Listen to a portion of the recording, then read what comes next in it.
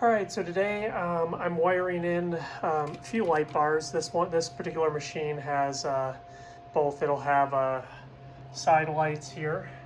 It also will have some lights in the rear for backing up, and then a light bar that's going to go on the front. I fabricated some mounts for all of these things. So this light bar is going to go here on the front because that's where this customer wants it.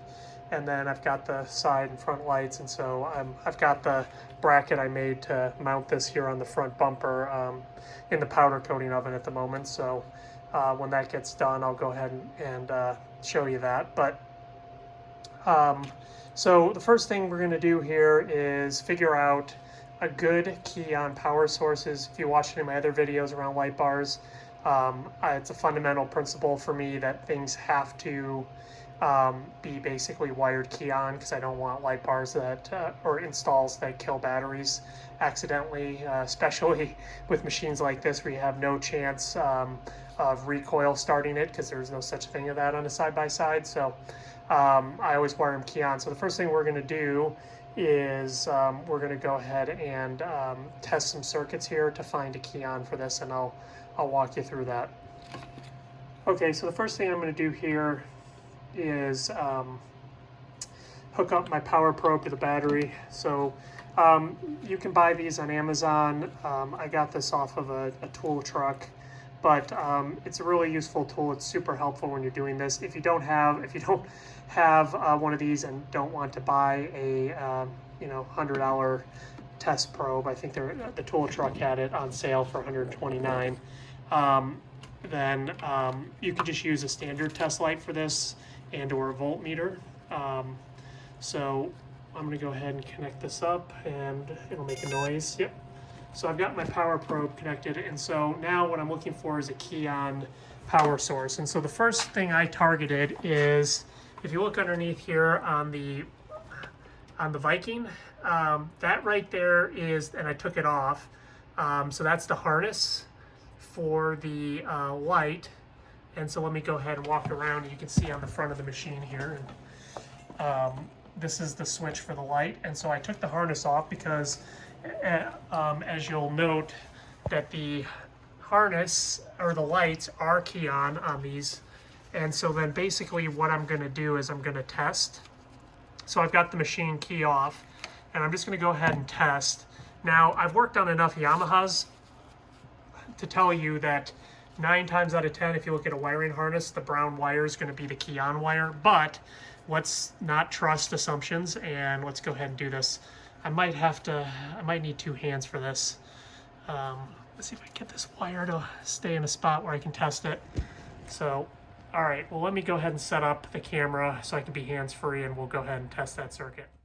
Okay, so I've got the key off in the machine. So the first thing I'm going to do is just map the wiring harness while it's down, or while the power's off, I meant to say. So let's go ahead and do this. So that is a negative, and that is the brown wire. And this is the blue wire, and that is also negative.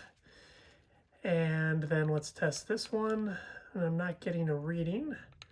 So now let's go ahead and power on the machine and see what we get. Okay, so now I have the key on, so key on the machine. So let's go back through and map our wiring here. So that goes to negative, or sorry, excuse me, that's a positive, and so that is the brown wire. Still going to negative. And I'm not getting a reading on that one, so I could look at the wiring diagram and find out what it does. But I think the important point is the brown wire, as I was speaking about. What we can do is to power the relays. We can go ahead and split off this circuit that feeds into the light switch there, because we know that when the key is on, this is guaranteed to be hot, and that will energize the relays so that you can turn them on if you so choose with the switch. So we're going to use this. We can tee off of this circuit. Now, the other thing that I noticed, and so it also has a street legal kit, which is wired key on. So I could also potentially tap into that, but I realize you may not have that wiring. So this is, you'd have to peel back this sleeve and you put a splice on this wire. But that's probably the best bet for powering on the relays for the light bars we're going to install. All right, so now that I know where I'm going to get that power from, I'll go ahead and walk you through how to modify the harness, the wiring harness on the for the light bars so that they end up being power on. Okay, so let's go over. So this is my preferred wiring harness kit. I buy them at Harbor Freight. I think these are fantastic and they're great value. It gives you everything you need. So so like in this case, the customer provided a different light bar that isn't a road shock. I went ahead and you'll see I'm using this for the side lights, and I have some other lights that I use from Harbor Freight for the rear. Honestly, I love the road shock stuff. I think for the money, they're fantastic lights, and I haven't had any problems with them, and I put them on a lot of machines. But even if I'm not doing a road shock or light, I use these wiring kits, and I'll explain why. One, it comes with the fuse, although I will note that it often puts too large a fuse in there, so this is a 30 amp, so we'll have to scale back that fuse for the application, but we can talk about that in a second. But it's got the fuse, it's got the two connectors. It comes with a switch. I often don't use this switch. I often basically use a different one that goes in the precise cutouts, because a lot of machines have them for the standard automotive switches, but I'll cover that when I get to that part of the install on this. And then it has a relay. And so, hold on here, if you can see that. So it's got a relay. So that's another thing that I don't like wiring light bars without a relay. And so this has got a really decent relay in it. So basically, this is sort of my preferred wiring harness. All right, so now let's get into mapping this. So what we're going to want to do, and you just go ahead and take the switch off. No problem there. Oops. Maybe a problem there. Okay.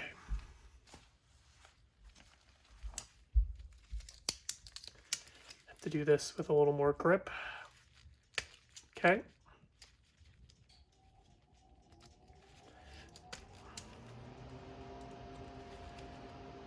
All right, so then one of the things you can do to help yourself figure out what was what is you can always map the switch. And so I've got my meter here, and I'll turn it to continuity so it'll beep. So when I complete the circuit, it'll give me a beep there. So, all right, let's go ahead and do this.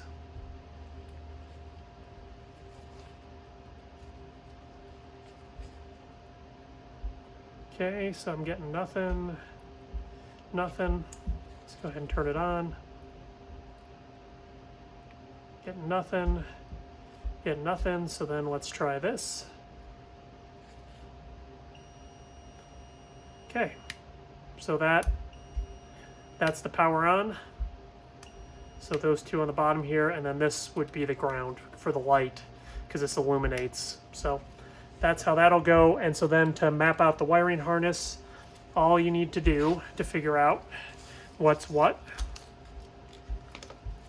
is we'll go ahead and put our probe here, and we just start metering things out.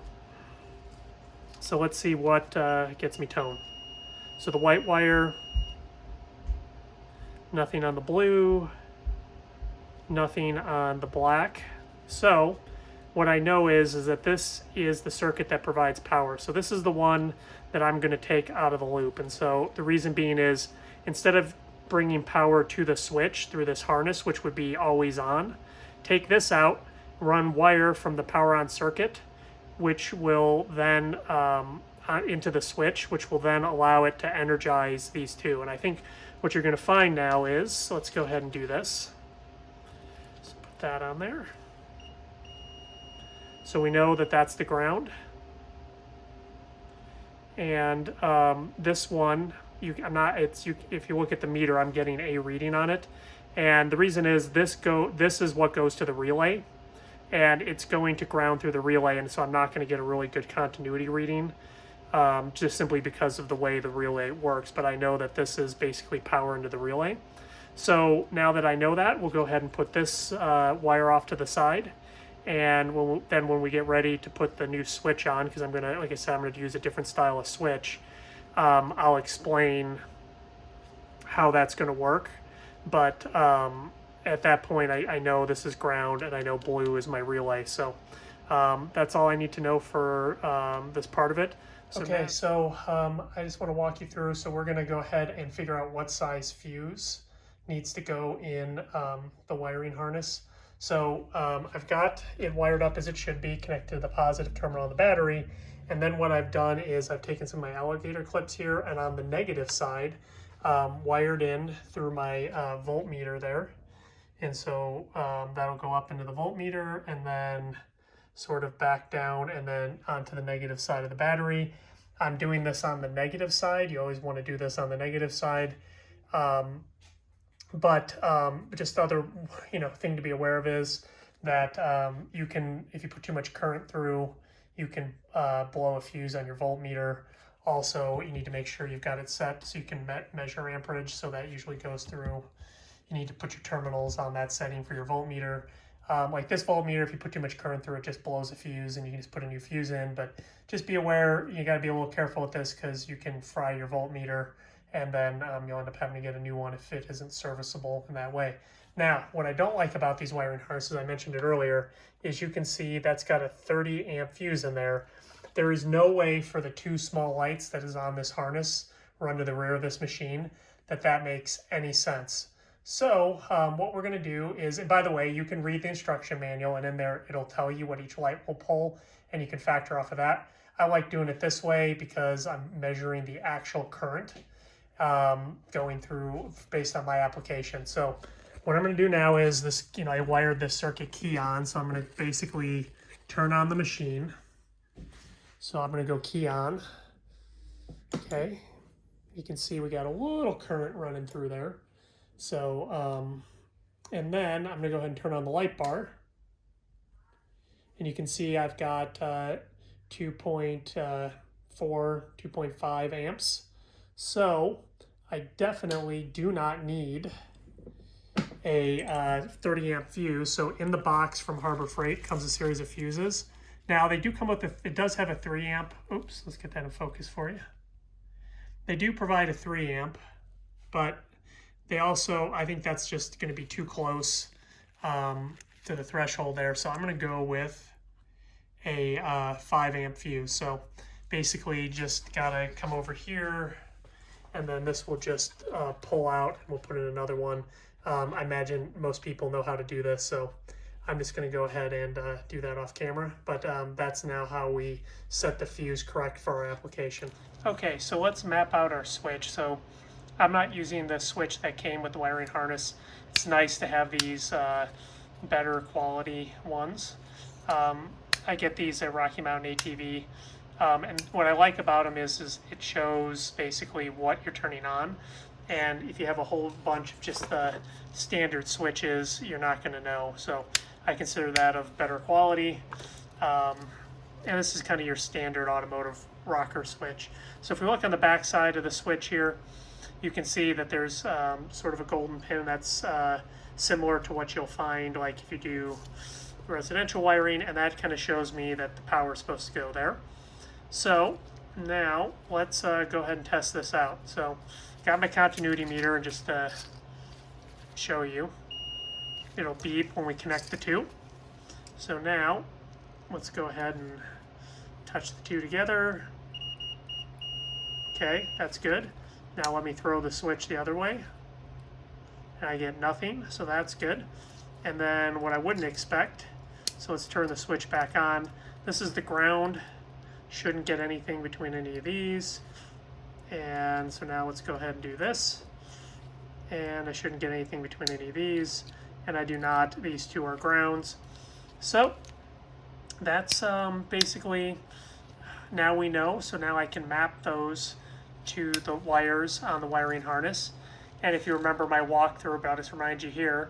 So we'll take the, we're going to cap off the white wire, and we're going to take the blue and black wire. So the black wire will go to the ground here, and the blue wire will go here, and then my wire that I'm pulling from a key-on power source will go to here, and I'll quick show you that.